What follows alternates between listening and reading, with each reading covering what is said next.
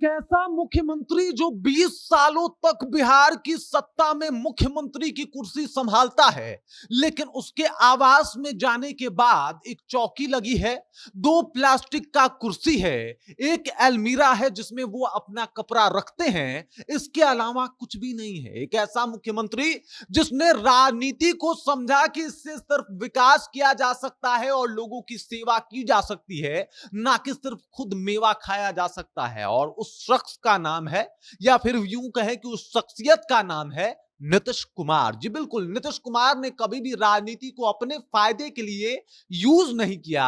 उन्होंने हमेशा पुरजोर तरीके से बिहार के विकास में अपना सब कुछ निछावर कर दिया। और यही कारण है कि स्वर्णिम अक्षर में जब बिहार को लिखा जाता है तो उसमें नीतीश कुमार के कार्यकाल को लिखा जाता है। नीतीश कुमार एक ऐसे मुख्यमंत्री हैं जो 20 साल से बिहार के सत्ता पे हैं, लेकिन उन्होंने अपने लिए क्या रखा है? तो एक पुरानी चौकी, एक अलमीरा, 2 प्लास्टिक की कुर्सी। और ये बात बताती है कि भाई साहब 20 साल तक सत्ता में रहने के बाद भी इन्होंने सत्ता को सिर्फ और सिर्फ बिहार के विकास में लगाया है, ना कि अपने निजी विकास में। आपने देखा होगा कि एक आदमी 5 साल विधायक रह जाता है तो उसके पास फॉर्च्यूनर और तमाम तरीके की ऐशो आराम की सुविधा जो है वो हो जाती है, लेकिन नीतीश कुमार जो कि 20 सालों से मुख्यमंत्री हैं, उनके पास जो है जो चीजें हैं, जो जानकारी आ रही है, वो जान के आप भी हैरान हो जाएंगे। पूरी कहानी जब आपको बताऊंगा तो आप नीतीश कुमार से नफरत तो कभी नहीं कर पाएंगे। लेकिन उससे पहले मेरा परिचय जान लीजिए। मेरा नाम है रजत और आप जनता जंक्शन देख रहे हैं। एक ऐसा मुख्यमंत्री जिसका इन दिनों विरोध तो खूब होता है, लेकिन जब नीतीश कुमार के कार्यकाल पे एक बार आप नजर घुमाइएगा तो ये विरोध तुरंत आपके प्रेम में तब्दील हो जाएगा। नीतीश कुमार ने जब बिहार संभाला था तो बिहार बड़ा ही अलग था। हर जगह जो है वो लॉ एंड ऑर्डर की व्यवस्था एकदम से ध्वस्त थी। विकास के नाम पे सड़क पे गड्ढे दिखाई देते थे जिससे गाड़ी तो बिल्कुल नहीं गुजर सकती थी।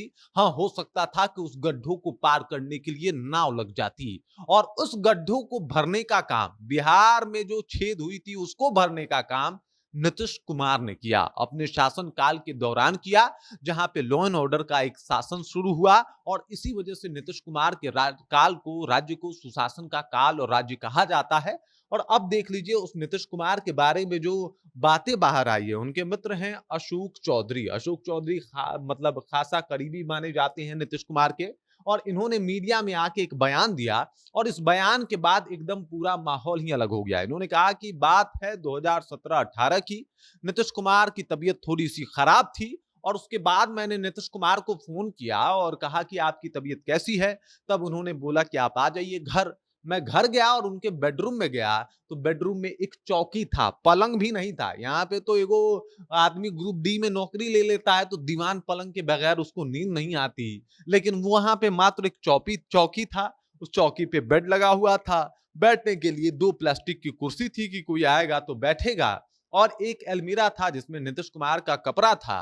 इतना साधारण जीवन है नीतीश कुमार का, जो कि नीतीश कुमार जो है वो बता रहे हैं, या फिर उनके मित्र अशोक चौधरी जो है वो बता रहे हैं। इस तरीके से नीतीश कुमार का दिनचर्या रहा है।